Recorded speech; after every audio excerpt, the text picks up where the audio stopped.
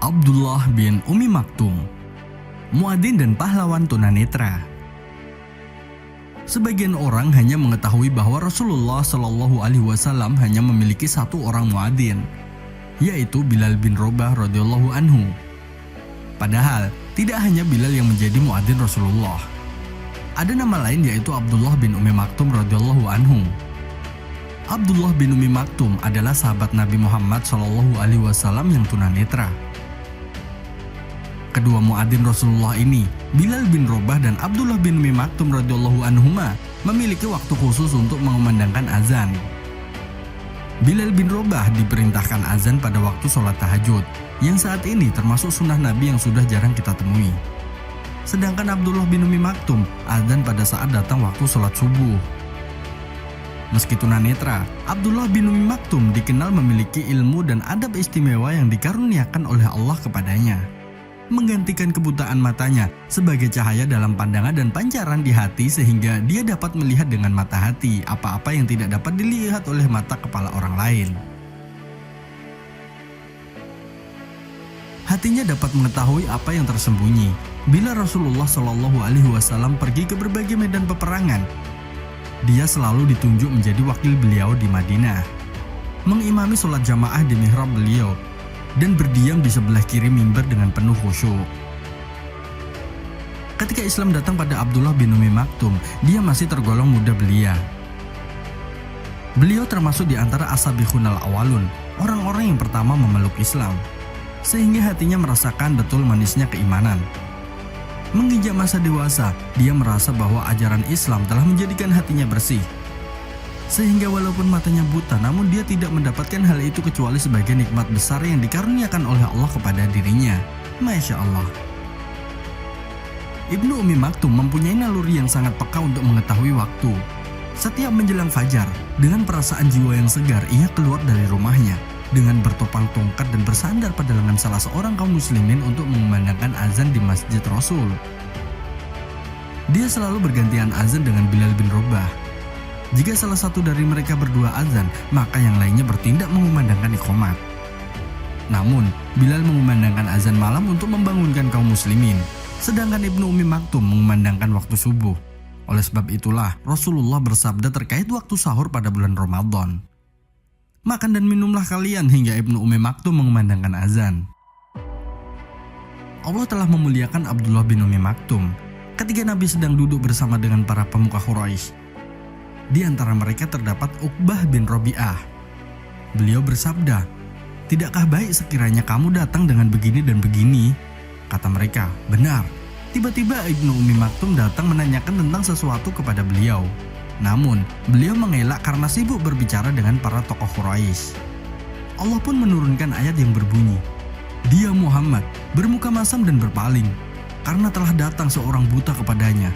Tahukah kamu, barangkali ia ingin membersihkan dirinya dari dosa, atau dia ingin mendapatkan pengajaran, lalu pengajaran itu memberi manfaat kepadanya. Adapun orang yang merasa dirinya serba cukup, maka kamu melayaninya. Padahal tidak ada celaan atasmu kalau dia tidak membersihkan diri beriman.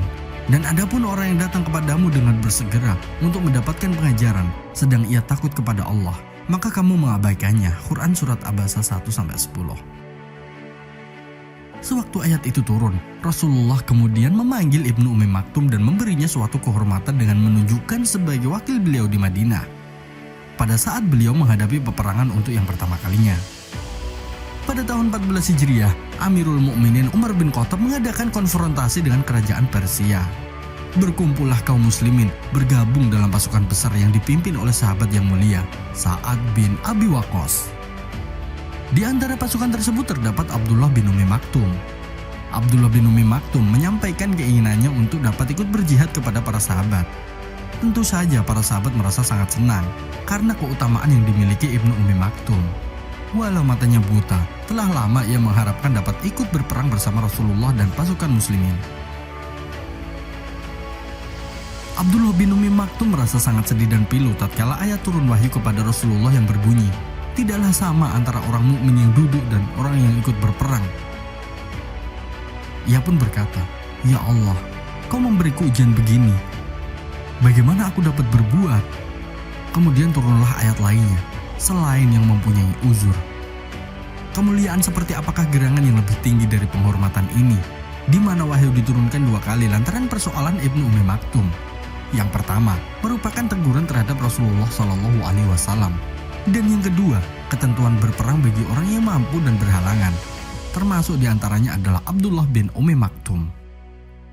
Walau demikian, Ibnu Ummi Maktum tetap mempunyai hasrat yang kuat untuk berjihad fisabilillah bersama barisan kaum muslimin. Dia telah mengutarakan hasratnya berulang kali. Dia berkata kepada para sahabat Rasulullah, "Serahkanlah panji kepadaku, karena sesungguhnya aku adalah seorang buta sehingga tidak akan dapat melarikan diri. Tempatkanlah aku di antara kedua pasukan." Akhirnya, Abdullah bin Ummi Maktum masuk ke dalam pasukan perang Hodaisyah dengan mengenakan baju besinya, tampil gagah dan bertugas memegang panji bendera Islam. Tidak membuatnya gentar suara di medan perang yang menderu, dentingan tebasan pedang ataupun desingan anak panah yang melesat. Baginya, Amirul Mukminin telah memberi kesempatan bagi semua orang dalam berjihad ini. Ia pun tak mau melewatkan peluang berjihad di jalan Allah, walaupun bahaya sebagai seorang tunanetra lebih berlipat ganda. Perang yang hebat pun berkecamuk hingga sampailah pada hari ketiga. Baru kaum muslimin berhasil mengalahkan pasukan negara adidaya Persia. Kemenangan tersebut menjadi kemenangan terbesar dalam sejarah peperangan Islam sampai saat itu. Namun, kemenangan tersebut juga harus dibayar dengan gugurnya para syuhada, para pahlawan Islam. Di antara mereka adalah sahabat dan muadzin Rasulullah Shallallahu Alaihi Wasallam, yakni Abdullah bin Ummi Maktum radhiyallahu anhu.